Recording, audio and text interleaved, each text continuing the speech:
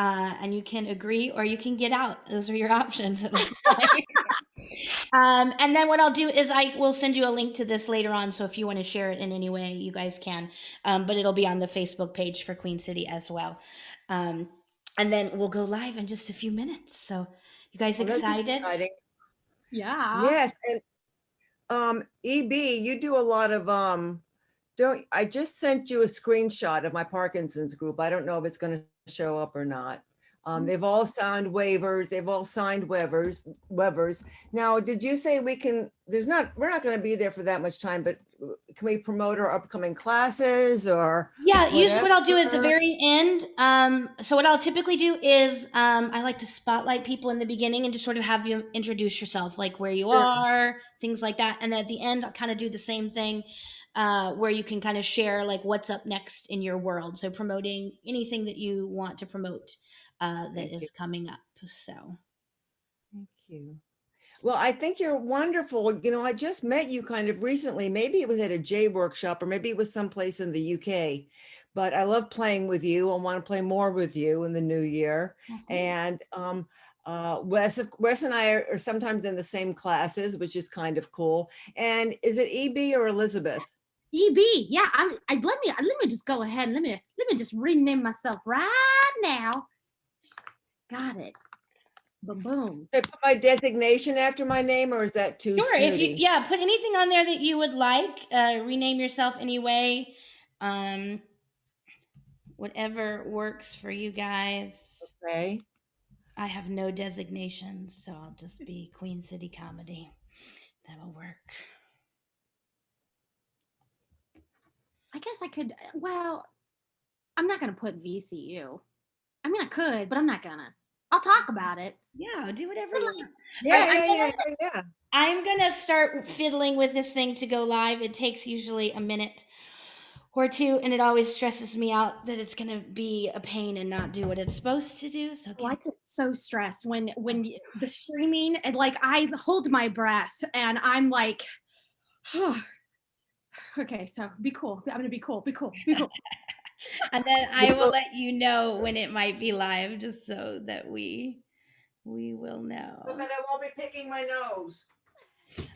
I did a show recently, and the very first word you hear on the live broadcast is someone going, shit. It's like, I got to edit that out. No biggie. It was for Acting Out Studio too, Evie, so I really have to edit. Yeah, we're going to want to edit that one out then. Sure, fine. So, EB, aren't you a dancer?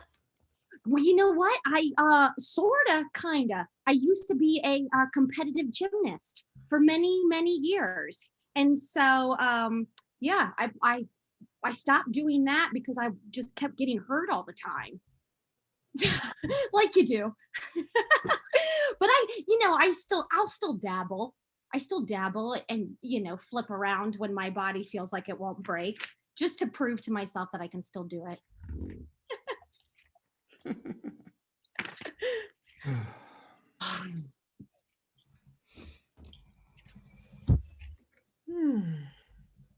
All day today. I thought that Christmas was on Saturday, and then I found out 2 hours ago that it's on Friday. Oh. So, how was my son? Anyway, Carla. All right, I think we're almost ready to go live. I'm gonna hit the button. So it's doing something. I'll look at it on my Facebook page.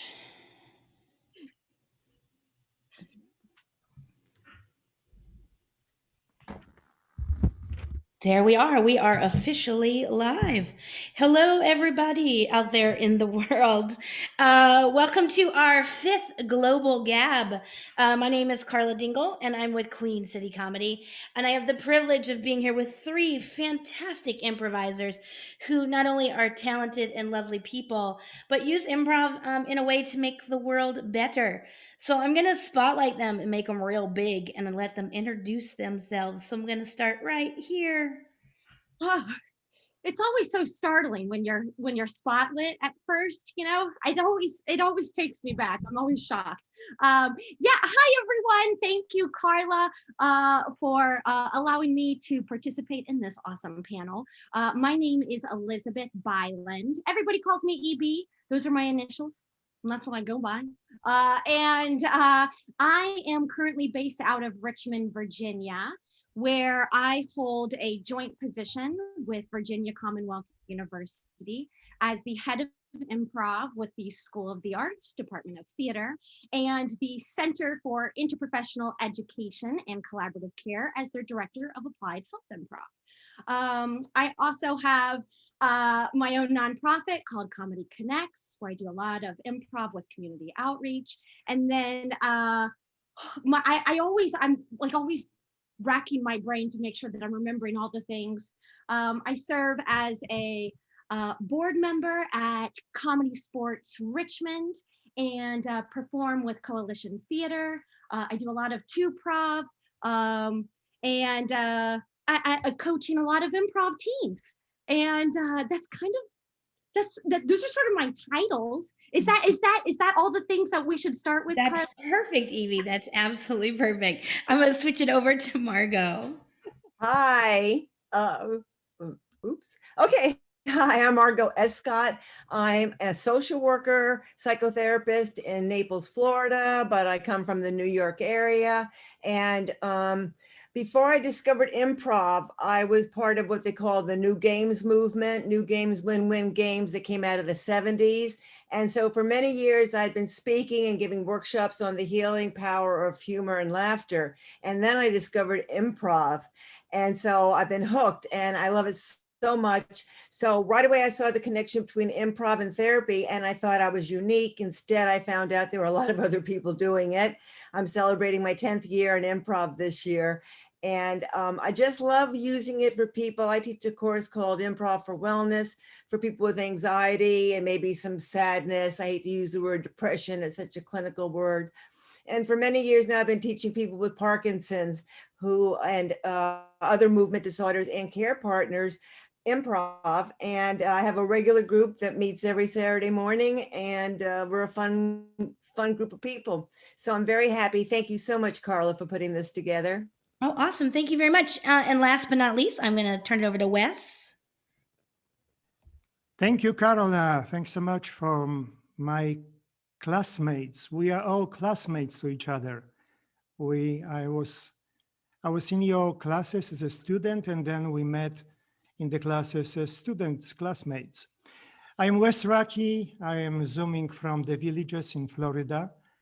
I've been for 45 years practicing medicine, now re-entering the practical holistic medicine based on improv and hypnotherapy. What excites me about improv is its self-healing capacity. This is my current passion of medicine, that every healing is practically self-healing. And every healing is also improvisation, like life is improvisation. And the improv is so beautiful because it does not remind life, rather life is projection of improv. And I am passionate of being the curious not knower. I'm excited by the mystery of healing. And I'm humble of it and open to whatever it comes, which is basically saying unconditional yes to what is, to be present to the present. And in my medical past, I was lucky to be on both sides of the rainbow. I was an obstetrician delivering babies and then working with hospice people. So I was between the brackets. And then I also trained as a non-denominational chaplain because I strongly believe that healing is a spiritual event because life is spiritual event. So later on, I would like to elaborate on the self-healing care aspects of improv as applied to life. In terms of training, I've been training improv for probably 3 years. This includes the medical improv training at the Northwestern University in Chicago, and also level 2 and Second City. Over the last year, I attended 50 plus classes delivered by 20 plus teachers, and it is amazing experience for which I am very grateful. Thank you. Great. Well, thank you. Thank you guys so much for introducing yourselves. I just like to always start out to get to know a little bit more about why people took improv. So, like, what was the thing that said I should try improv, and sort of how that changed your life in any ways. And this will be really casual, so anyone can sort of jump in and talk about, your improv journey, where you began and where you see yourself now. Yeah, I see.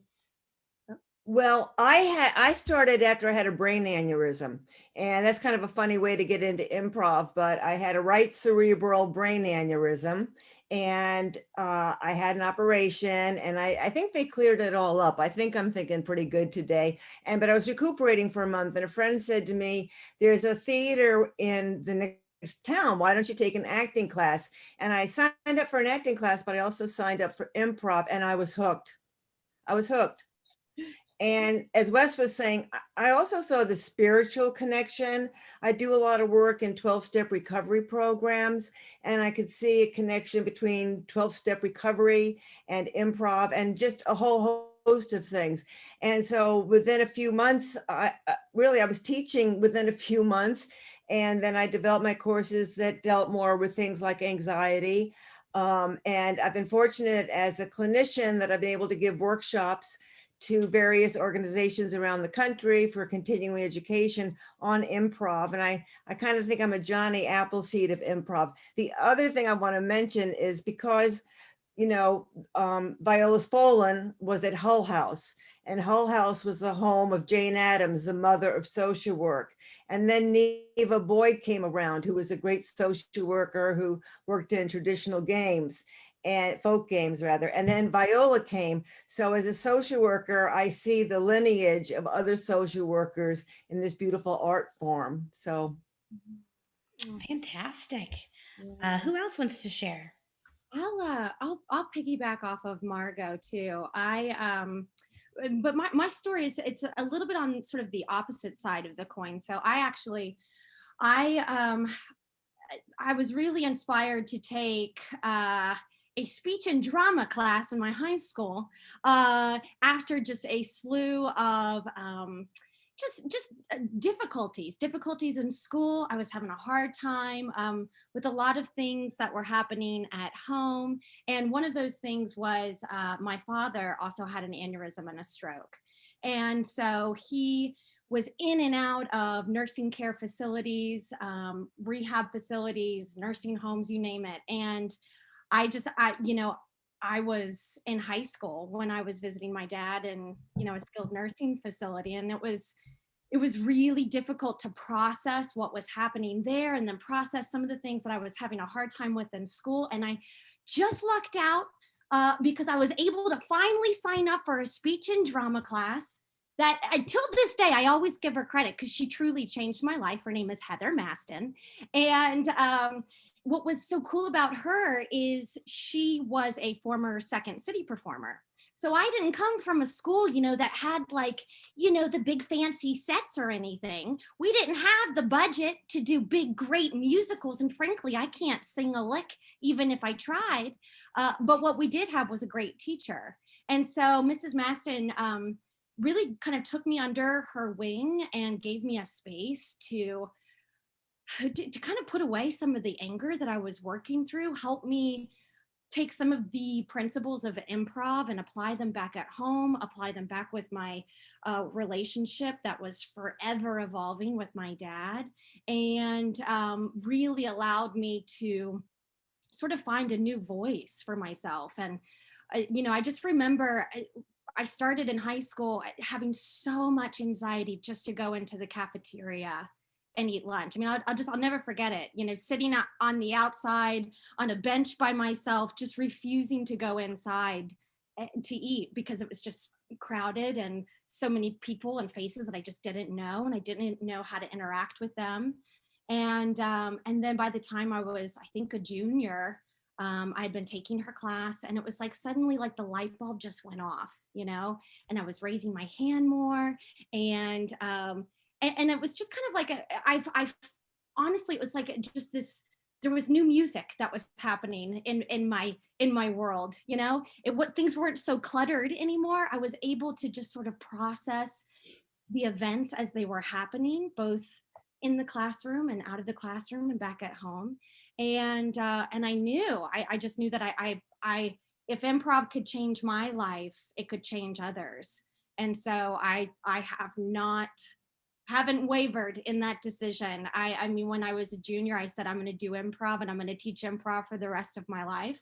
And that was, I think, almost 18 years ago. Can you believe 18 years ago? Gosh. And so now here we are. And yeah, I mean, I teach improv full time. I do it professionally. So, but I think also to what the other panelists have mentioned, improv is so much bigger than this form of entertainment. I mean, it is a language. It's a universal language. It's a language of empathy. It's something that it doesn't matter where you are in the world. It doesn't matter who you are. It's like the one language that we all can understand, you know. And I think the magnitude of improv is so vast and very powerful. And I feel like I'm like just cusping the surface of it.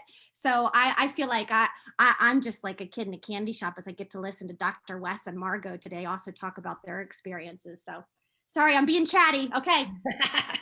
So Wes, how about you? How did you get started in improv? What made you start?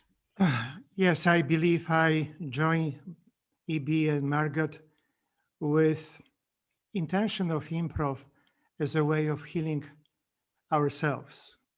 Because only when we heal ourselves, we can invite others to the same space. And I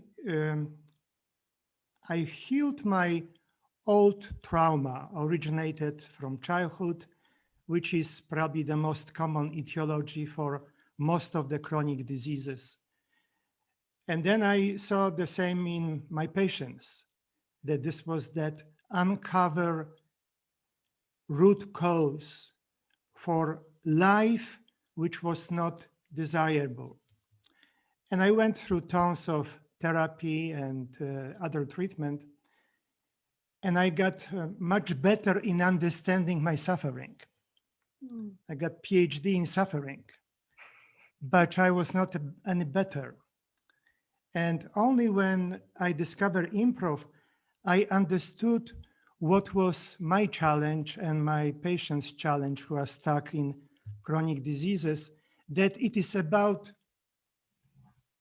permanent attitude of no.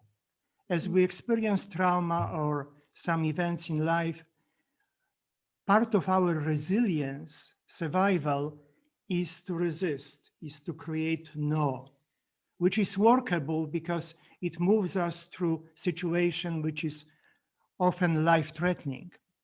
But then, if it is not healed, it becomes the default no, which then becomes default to life. And when we are in condition of no to life, we are actually fighting our own body, because our body is in continuous self-healing, which is another term for continuous yes. So if our mental default is no, we are fighting life and we are fighting our body. You know, the major area of chronic diseases is so-called autoimmune disease. When we say, well, our body turns against us, And then we have medicine to fight the body and to lower resistance. But you know, improv teaches me that it could be other way around, that it is us, our mind, fighting our body. Mm. And we cannot win. So then comes improv, which says, look, first you have to own it, what is presented.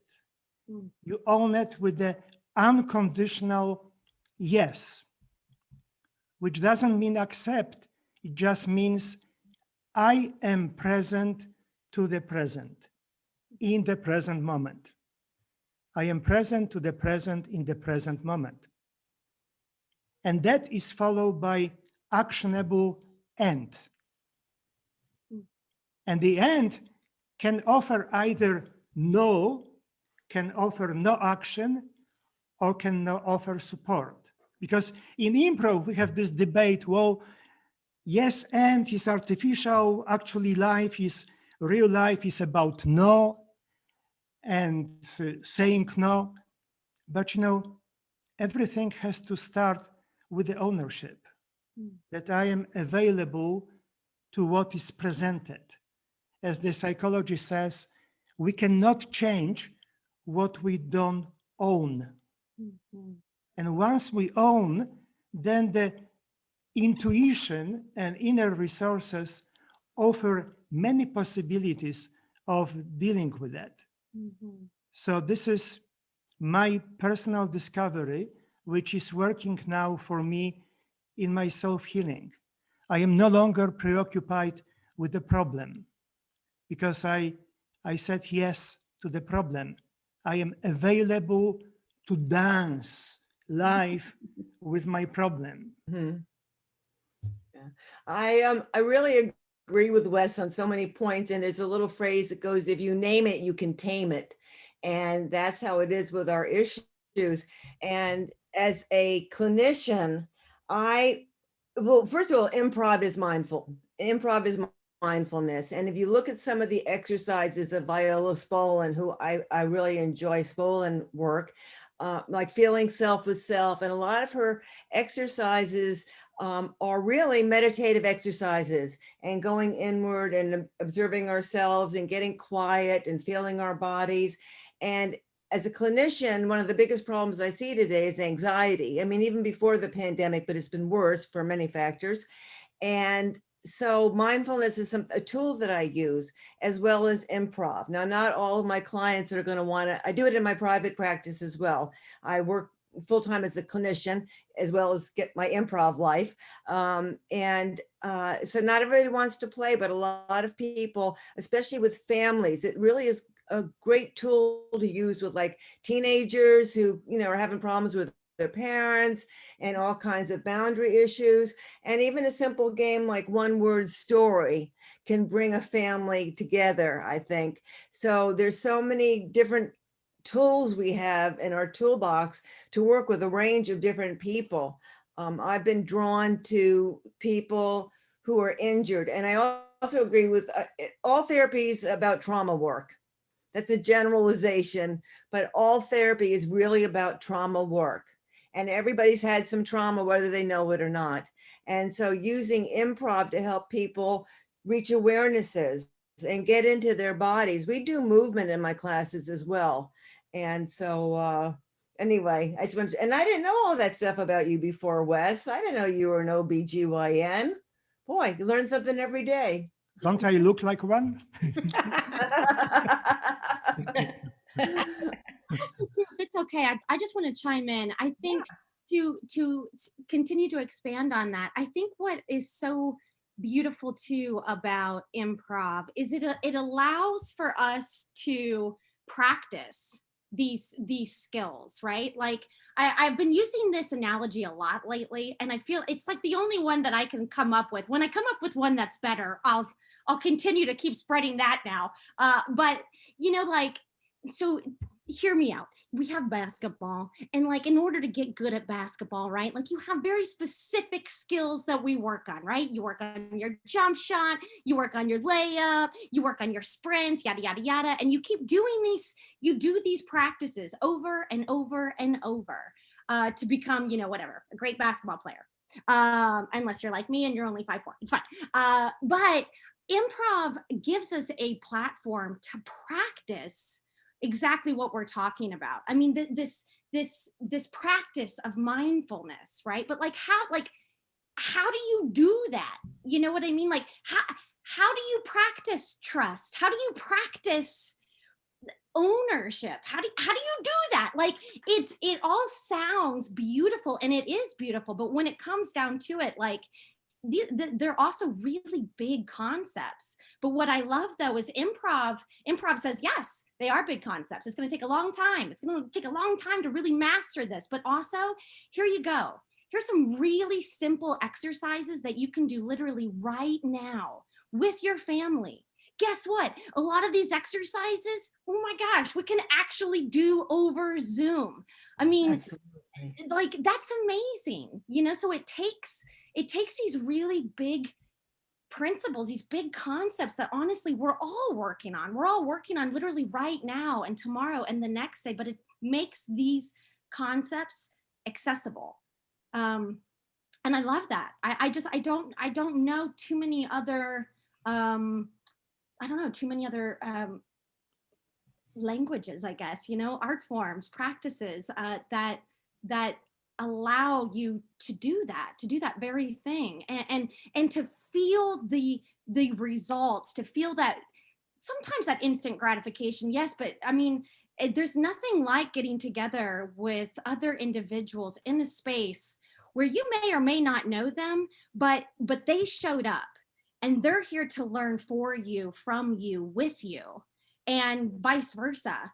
And to experience that, even if it's only 30 minutes, if it's 40 minutes, if it's, it's amazing. I mean, that's a really beautiful thing. And it's no wonder that even in a pandemic, improv is still thriving. Of course it is. We've seen so many things get canceled. We've seen lots of sports get kind of pushed to the way, but I tell you what, I've never been more on fire for improv. Not even a pandemic can stop us in improv, right? Because it's something that it's innate. It's within all of us. It's very much celebrating other individuals. And boy, it's taken a long time for us to realize how important that is. But again, thanks to improv, we're able to practice that and, continue to cultivate that in discussions like this and with teachers. Absolutely. And there's so many workshops and classes available. I've been taking several hours a week and meeting the greatest people. And one of the techniques I use is called cognitive behavioral therapy, because cognitive, our thoughts, behavior, how we act it out. And it's our thoughts that keep us trapped. And Wes was alluding to that as well. It's these thoughts. And so if we can get out of our mind and just be playful and spontaneous. And the other really important philosophy of improv is that there are no mistakes, there are no failures. So no matter how many times I tell people that, they'll say, I'm sorry. And a good friend of mine, a teacher, will always say, that's the sorry wall back there, come back here. And I think it's really hard for people because a lot of people are plagued with these thoughts that say you're not good enough, you're not smart enough, you're not blah, blah, blah, blah, blah. And if you start paying attention to your thoughts, it's like Disneyland on acid. I mean, it's just cuckoo crazy stuff, I think. Yeah. Failure is a rite of passage in improv, isn't it? I love it. Yeah. Yeah. Wes? Yeah, I would like to expand on the self-healing because this is what we all talking about. And when I say self-healing, it's not about correcting something which is wrong, rather aligning with the body, which is always in self-healing mode. So it is like partnering to the body, like in partnering in improv scene. And the beauty of improv is that we have this actor and characters. And as Viola Spolin says, the actor is sitting in the green room watching characters playing on the stage. And that opportunity for the actor to hire characters to play out healing transformation. Again, Viola Spolin said that the heart of improv is transformation, right? So let me bring this home to very practical memory. Some time ago, 2 months ago, I was playing with Carola in the class, and we were playing together. She was playing a cop, and I was thief running away from her. And I invested myself so much in the character that I forgot about environment. I was running back, I flipped, and I broke my wrist. I broke my wrist because I was entirely in the character. There was no room for the actor to be aware of circumstances. And then once it happened, there was this panic. That was Saturday afternoon and everything was closed. The idea of going to ER with COVID was really gruesome. So I was panicking.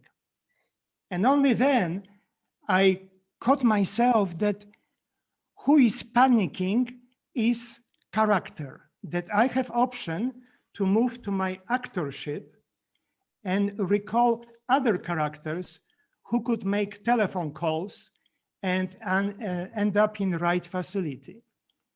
And when I went there, they did X-ray, and the nurse came and I asked, is it really serious? Because my concern was whether this needed surgery or not. And she said, well, you did the best to do the best fracture you can. And I said, my Jesus Christ, I am in really trouble. And then I said, wait a minute. She is the character who plays something which is not prepared, is just playing character. And I am reacting from character. I have option to go to my actorship.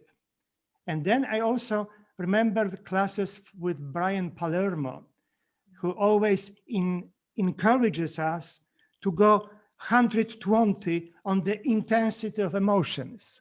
And I said, wait a minute, if I apply this to self-care, it means 150 on emotions, which I was, to 60% of emotion.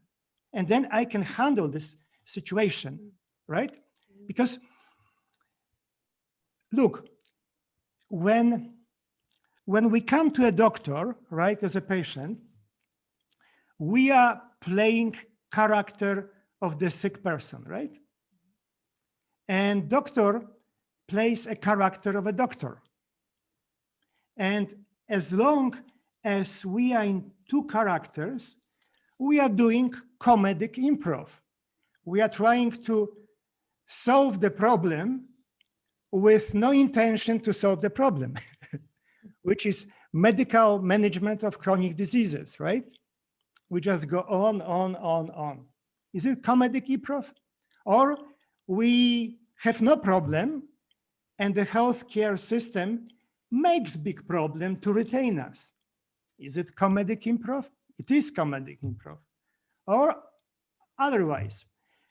And it is important. It is important because we have to recognize that to be healthy, we have to be healthy. In other words, we have to bring that identity of health in us. You know, as I was recovering from the fracture and I was wearing this huge cast, I visited my two doctors for my follow-up, and I was seen by doctors and nurses, probably total 8 people. How many of them, you think, ask me, what happened to your hand? You're right, none. Okay. Yeah. None. Which again, if I am in character, I may get very upset, saying the system is broken. But then I have option to go back to my actor and bring different character, which can say, indeed, the system is broken. Yes, and therefore I have to use the system as the expression of self-care, as the one who is the healer in charge of my healing team, because I am accountable for the outcome. And maybe using again improv principles, my responsibility is to give back, because these people are playing characters, and maybe if I find character of the healer in me, self-healing, I can offer this to them for their benefit, my benefit, and the benefit environment. Is it in improv in action? Wow. I have to say, I was in the room with Wes when he broke his arm. It was really scary. That's all I have to say about that. But I'm glad She Wes. did it. She did it to me. My fault. I broke Wes. That's what I tell. Margot, let me have you kind of follow up with that, and then EB after that, will you jump in and talk a little bit about how you're teaching new doctors improv? Yes. Because I think that'll follow up. Oh, I'd So- love to. Yes, yes, yes. Go All for right, it. Margot, go Okay, for it. I'm jumping off the word about emotions. In my work, we ask the trait question, how are you feeling, or how do you feel about that? And for a great portion of the people I see, they'll say fine, good, okay. So sometimes we really have to teach people all the range of emotions they could possibly, some of you may have gotten that feeling chart when you were in high school or something, or, seen all the different types. I mean, the basic is mad, bad, mad, bad, sad, and glad, not slad. So you can see them, but trying to identify them. And when people are depressed or have anxiety, it's especially difficult for them. They'll say, I'm really sad, or they'll use clinical terms like depression and anxiety, which are clinical terms. So for example, in my Parkinson's class, we usually start off with a game called Show, Don't Tell Your Feelings. And they have to show on their faces and with gestures how they're feeling right now in this moment.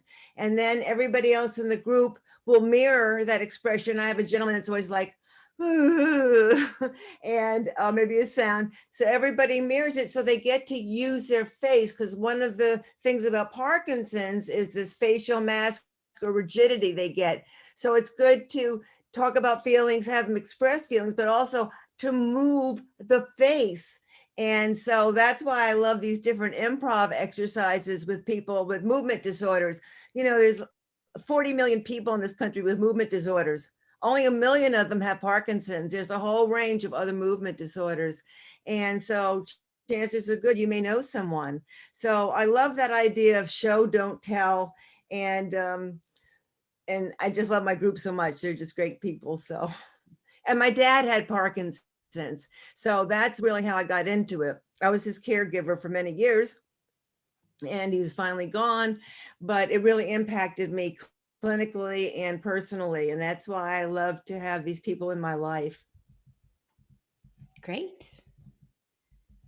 Yeah, I'll chime in too, especially because I think, I love what you were saying before, Dr. Wes. Just kind of processing your thoughts and all of that data as literally chaos is happening around you and internally, as you're figuring out, what the next course of action is and where to go and who to call. I'm very fortunate with the current position that I have at VCU. It's a research hospital. And one of the things that VCU is known for is VCU Health. It's a huge health system. I could go on and on about it, but what's really, really brilliant is they do a lovely job of partnering also with the arts department at VCU. And so that was one of the reasons why I moved to Richmond from Charlotte, was to take on this new position as a facilitator that leads improv classes and workshops and sessions for current and future healthcare workers. So that's physicians and providers, future physicians and current students. So over the last year, we have lots of different coals that are in the fire, that are all about to take off. But of course, thanks to COVID, we have had to kind of pause on some of those projects. But one thing though that this position has taught me right out of the gate is how important the work of improv is for so many different fields, so many different professions, but particularly for those in healthcare. Because healthcare it's about providing care for and from humans, right? And I think it just kind of takes me right back to when I was younger and with my dad and being a caregiver for my dad and going and kind of, I think, like what you were mentioning before, Dr. West, just feeling like I am, or my dad was a patient number, and get through the to-do list, ask these questions. Here we go. Here's some new, prescriptions, go do this. We'll see you back in, a couple of weeks for a follow-up, or get a CT scan, an MRI, yada, yada, yada. And feeling like, but we have a narrative. We are humans, and our literal entire world has been shook overnight due to a stroke. And not having a clue as to what to do next or how to handle it or anything in between. And the thing that's really that's unique about healthcare is it is a collaborative, it's a collaborative platform, right? I mean, especially with with my dad. I mean, he had an occupational therapist, he had a speech therapist, he had a rehab psychologist. You go through the list, and what happens is all of these individuals, they're going through their training, they're going through school. But what happens though is they're also specializing in this particular medicine, right? And the next thing you know, you're all having to come together for one patient. And so one of the things that we've been really focusing on at VCU is providing them with an experience where they can practice just that collaborative care, practice coming together, practice bringing together their set of core values, their ethics for their form of medicine. And you're bringing your core and values of ethics coming together, and this person is, and yet we're all coming together, to maximize our positive patient outcomes. And it's really exciting. And I feel very fortunate that I'm at a higher institution where they really see the value and the importance in improv. I mean, I firmly believe it is, as I've said, it's something that can change the world. But what I love though is here during these last 9 months, one thing that I think has happened is we've really kind of shifted though some of our projects to also just provide a space for our current and future healthcare workers to just come together and also just harness their joy. Because as you all know, burnout is it is huge in the medical field. But I think that dealing with this crisis that we've been in now for such a long time, what I have also found though is our healthcare providers also need these spaces where they can practice these things, but also practice these things and be able to make mistakes and be able to practice coming together and communicate with others, but also be able to feel and be able to process their emotions and be in a space where all of that is okay and then some. And all I know is that that's the kind of provider that I want to have. You know, I want to have the kind of provider that when I go into the room, they see me as Elizabeth and I have a story and my family has a story and my physician has a story. And it's because of my physician's story and my family's story that together we're going to have, you know, the experience that my family needs or that I need in order to, you know, in order to improve, in order to actually get better. And so that's just one of the many projects that we're working on. So Great. Awesome. yeah, Thanks for sharing. yeah. We have a lot of great folks that are watching. I know we have Dr. Campbell's watching, Judy Campbell is watching. Beth, I'm going to say her name wrong, Boynton, who's also doing some great medical improv work. So feel free, ladies who are in the audience and gentlemen, to chime in as we discuss this. We also got a note from your friend Brian Palermo there, Doc, who says, you look exactly like an OBGYN, just so you know. But he also asked a legitimate question other than that, which was, how do patients respond to the suggestion of improv as therapy? What is the response when you mention improv in your medical conversations? How does that happen? Well, and I do a lot of individual therapy, some couples, some families, but a lot of individuals therapy. And so I'll just say something like, when was the last time you laughed? Or when was the last time you smiled? I might do that.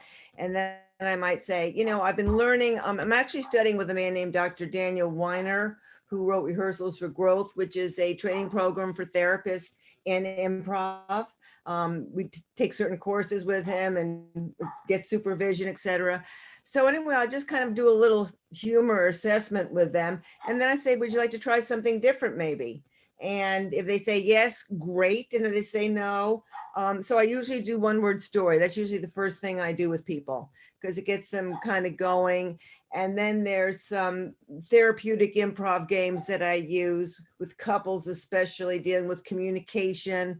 But if they like playing the one word story, then we go into, we might try some rap, an easy rap song, and just go from there. And some people, they love it. It's their favorite part of the therapy. And some people say, Margot, I don't want to do that again. So I just let it go. You know, I try not to take it too personally because everybody's different. You know, and if you use the word improv, people might all think about like you have to be a comedy, a stand-up comic, and that's so far from the truth from what we do. And I also love teaching therapists about improv. I really love teaching therapists because therapists need to understand this stuff as well.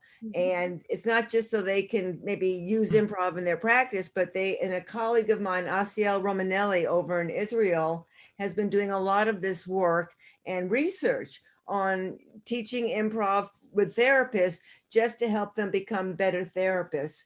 So did I answer the question? I think so.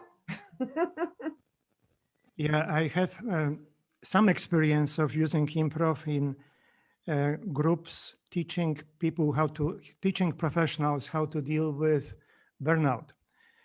And the reception was not really what I expected because they made me aware that it is the system which is abusive. So if we want to prevent burnout, we have to change the system. And EB, you have beautiful vision, and that vision is reproducible in the center like you are working. In the regular clinics or rural clinics, whatever, what we are seeing is what we are seeing in 2020, which is general failure of institutions, including healthcare. Healthcare is failing. That model is dying, is still supported by beautiful emergency medicine, sophisticated surgery, sophisticated diagnosis, but the bulk of medicine, 85% chronic diseases, is falling. We have to develop something completely different. So, you know, the collaboration is essential, but patients now have to be included as the coordinator of this collaboration. It is the time of bringing the tools, and improv would be tool, to patients to use healthcare resources only when indicated, only with specific purpose, only with well-designed plan how to follow that purpose and when to finish this relationship. And this, again, ignites my passion of applying improv principles to teaching patients and public in self-healing care, from which everything applies, including a relationship with the healthcare. Wow, it's a lot. It's very insightful, and I feel like such a layman in this conversation. But I really do. But it gives us a lot to think about, right? Where the world has to head, and hopefully improv can be part of that. We do have a few more questions. EB, somebody wants to know, what are some of the tools you're using to bring the disciplines together? Sure. Well, I hope I'm answering this correctly, but at a place like VCU, we have many, obviously, just like any hospital, there's many different departments. And what has been really great is we have the Center for Interprofessional Education. So it's essentially it's a center that allows again future and current healthcare workers to practice this, right? To practice collaborative care and to take classes, as part of their continuing education. So one of the nice things is, with that being part of my position, I am in contact weekly with all of the different units. And just last week, I did a session with acute clinical care unit. And then the week before that, the surgical care unit. And then next semester, we're lining up a really long session of ongoing weekly classes for a rehab hospital that is just launching in Richmond.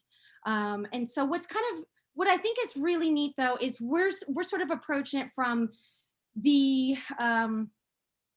place where we are training the physicians first, right? Training the staff, the physicians, and again, the future healthcare workers. So whether or not they go on to work at VCU, I think kind of touching on what Dr. West mentioned, what I'm hopeful for is, also these healthcare workers are going on to also work in many different places. And I have to believe that they're taking these little threads, right, that they're learning either in a workshop with me or in an ongoing set of classes with me, and they're taking that back to their teams. And then their teams are taking that back into their individual units. And then those units are, you know what I mean? And that's kind of what's sort of beautiful, I think, about healthcare.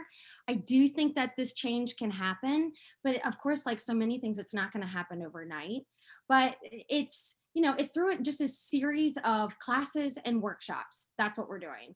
That would be the tool that I hope I'm addressing, if that's what that question is. But I guess I also teach these classes though, just like any other, for the most part, like any other improv class, I guess I could say, but also it's just under a different umbrella, right? But we're still practicing communication.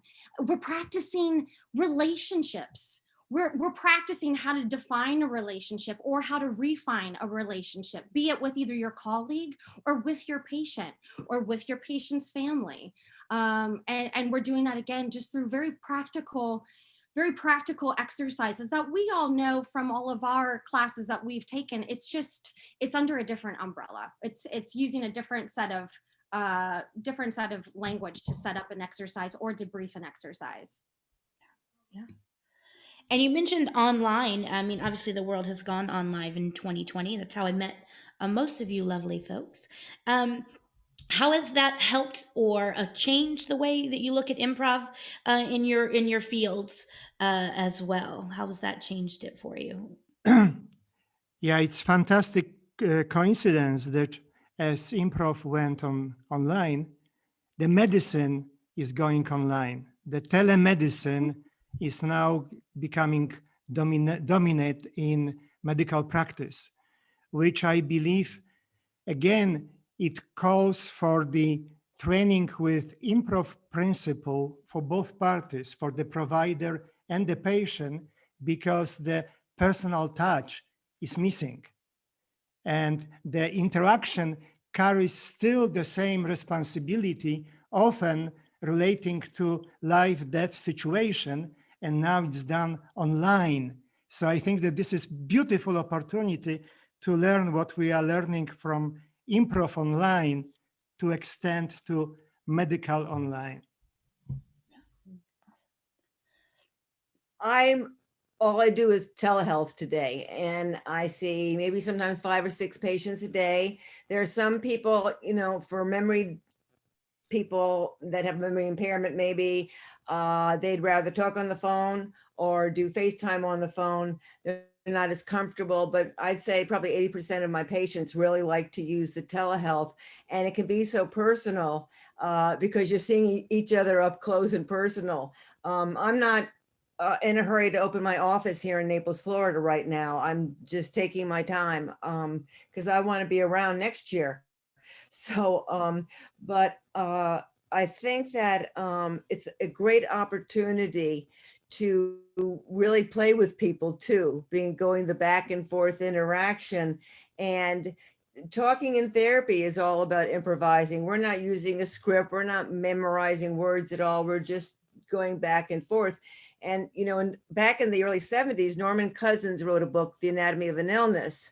And he ended up teaching humor and playfulness to the physicians at Stanford University because there was such a lack, as there is still now, of physicians being more real and genuine and authentic. And one of the gifts of improv for me is being more authentic instead of being in my head and worrying about this or that.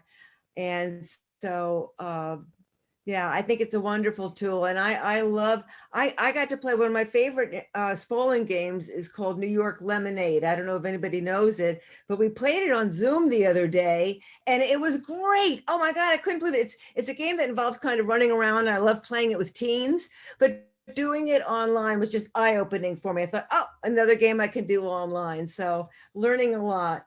Yeah. Yeah.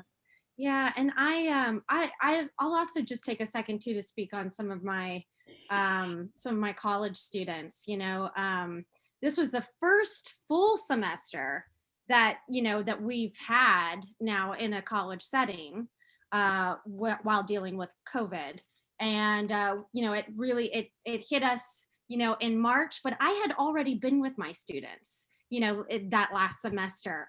They already had experienced improv in person. So when we had to make the shift over to Zoom, it was not easy, but they already understood a lot of the foundational elements that that they would need in any improv class. And then we transitioned over to Zoom.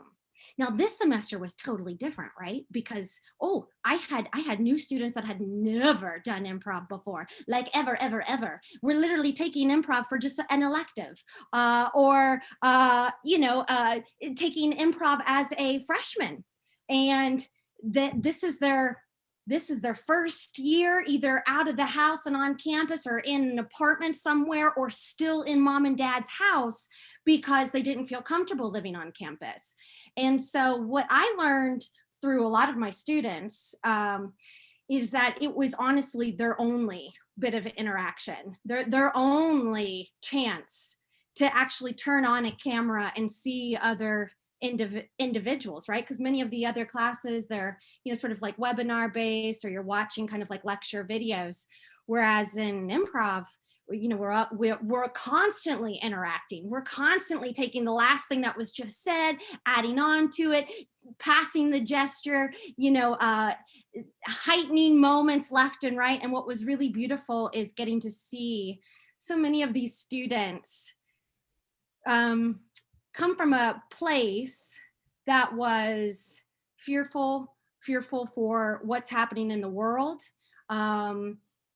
dealing with 100,000 things around them, and then watching them give themselves the permission to just be here.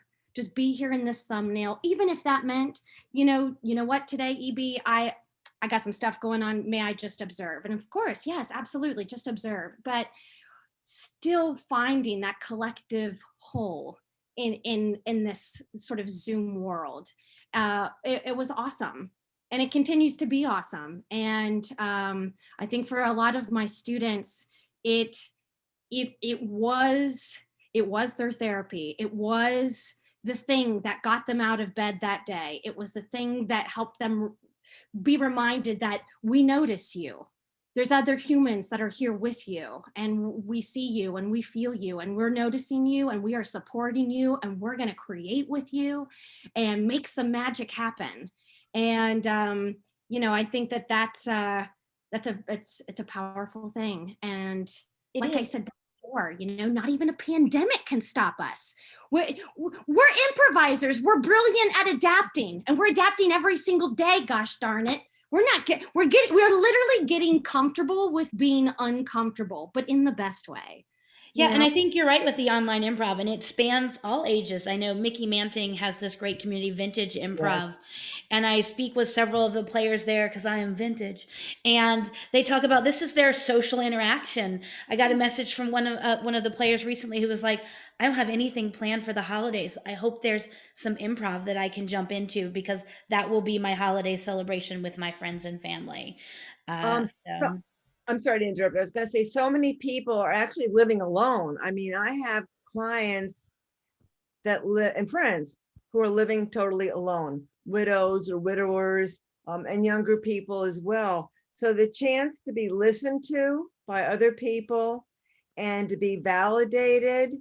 And so a lot of what it is about the socialization. Once we start getting into the trust and boundaries are established, it's a friendly visitor, and I'm not alone anymore. And that's the power of a group. It's, 12-step recovery programs are successful, I think, because of the power of the group. It's not one individual, but it's the whole that makes it great. Yeah, fantastic.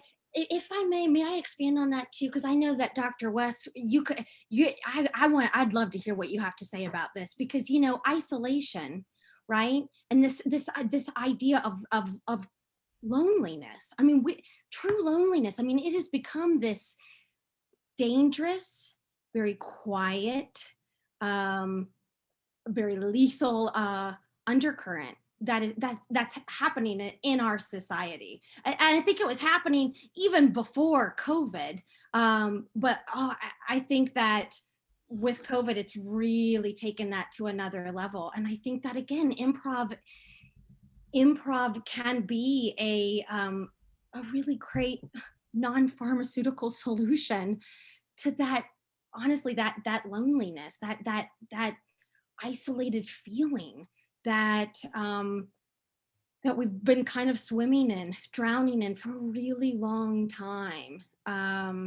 That's, I think it's something that kids benefit from, that high schoolers especially benefit from. I've seen it in my college students, but again, all across the board, across generations. That's all I wanted to say about that.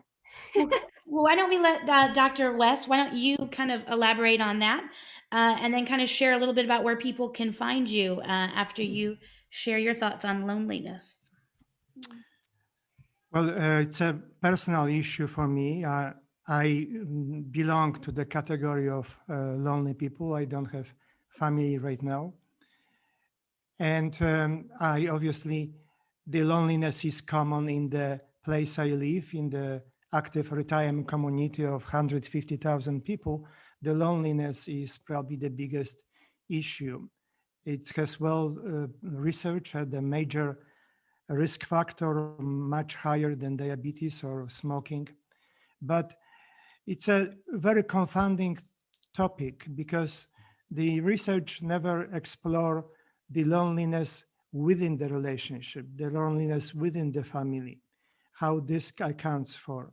Also, we know that the solitude is a requirement for self-introspection, for self-healing. I don't know who said that, but the statement was that the bigger problem of mankind is because an average person cannot sit doing nothing for more than 5 minutes. So it's a big deal. And now we have loneliness because of social economical separation.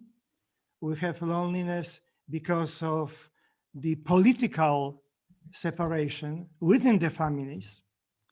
So it's a huge issue. And improv online, you know, it's a rescue mission. And I can attest to myself, it's a rescue mission. It prevents you from real darkness. But then after 2 hours of improv class, it's over. And you have your laptop and you had kind of Tylenol to your loneliness.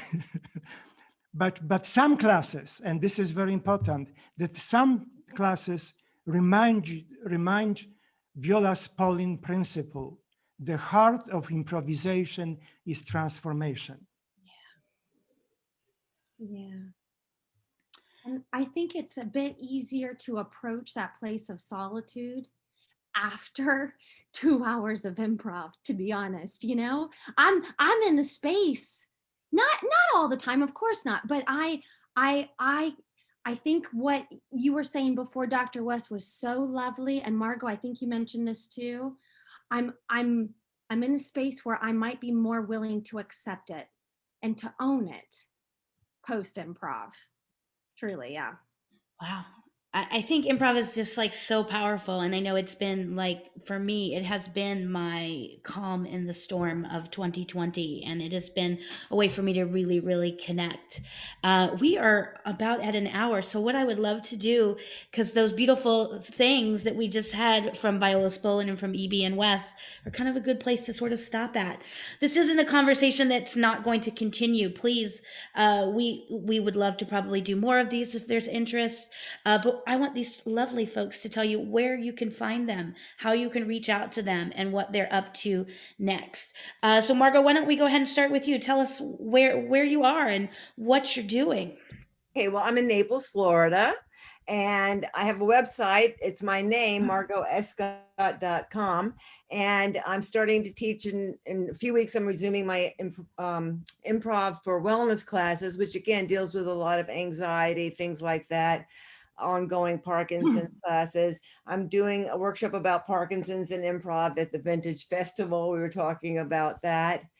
Let's see. And I do a podcast called Improv Interviews, and I didn't realize till this morning that other people listen to it that I never even knew about. And I have had the good fortune especially because of Michael Golding out in California. I've interviewed people like Ed Asner, Susan Messing, Rachel Mason, Joe Bill, David Rosowski a couple of times, Jay Suko.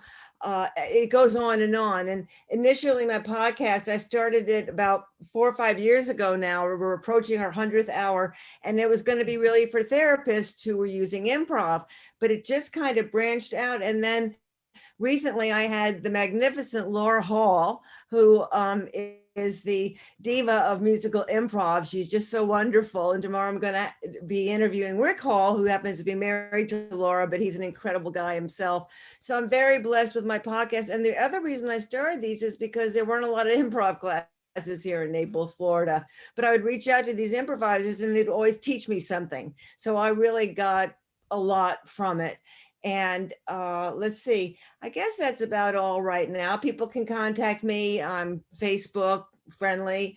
And I really enjoy this. I got to say the pandemic has brought me so many wonderful hours of improv. I can't even tell you. I've been going, to the people in the UK and India and around the world, and it's just opened up so much life for me. And again, I'm glad Wes and I are frequently in the same rooms, and so I'm really happy to be here. I'm celebrating my decade in improv this year.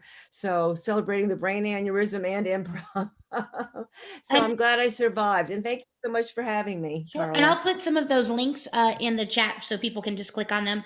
Someone already put your website there, so you have fans out there, Margot. Dr. West, how about you? What's up next for you? Well, I just re-emerged from sweetness of the retirement back to the practice.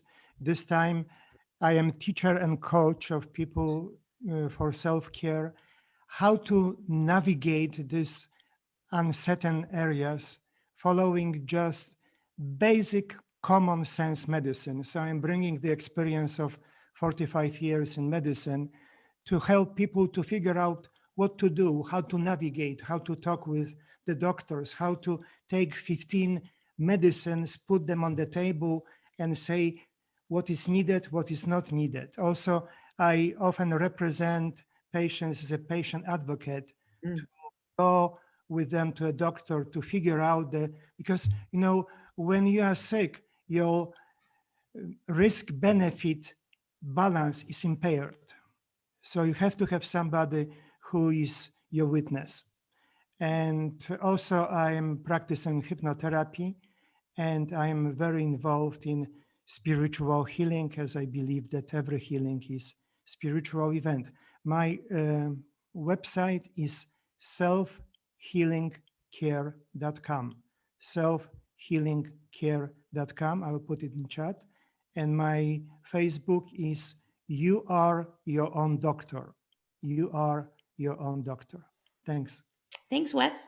All right, Evie, we're going to wrap it up with you. Yeah, I'll make it real short and sweet, everybody. So first and last name, Elizabeth Byland. You can find me on, on Facebook and Insta. But yes, I have a website. Feel free to go over and peruse, elizabethbyland.com. Also, you can check out comedyconnects.org. And VCU Improv. I gotta give VCU Improv a shout out. We started with when I first got to VCU, we started with one improv team, and now I am really excited to say we have got 4 improv teams this last semester. We launched a BIPOC improv team led by the amazing Kiki Dow, one of my students, and we launched our very first ever virtual college improv festival. So we had college improvisers from all over the country tune in. And that was so cool. So we're going to try to keep that going. I don't know that I'm going to do another college improv festival next semester, but just like what we've all experienced, with being able to participate, in these classes.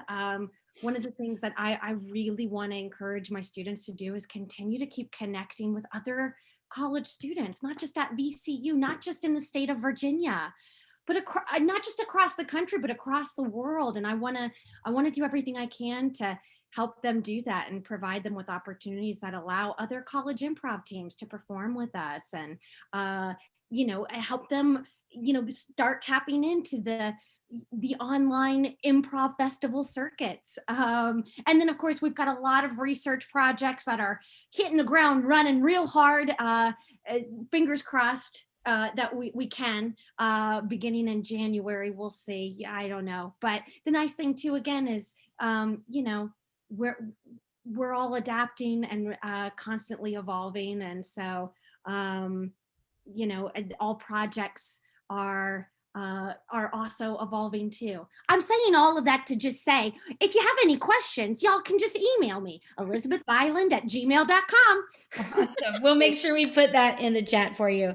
And Queen City Comedy, Carla, can you tell people that don't know about Queen City Comedy a little bit about it? Because it's a wonderful group. Sure. EB was one of our original co-founders of Queen City Comedy, along with Cale Evans. And we're really just focusing on global connection. That's really been our focus through the pandemic. So we talked about how improv can be healing through these connections, and we're connecting people all over the world through workshops. We did a board game night yesterday. These kind of conversations where we can just get to know people more and find out how improv really impacts their lives. And we'll continue to do that as long as people continue to show up.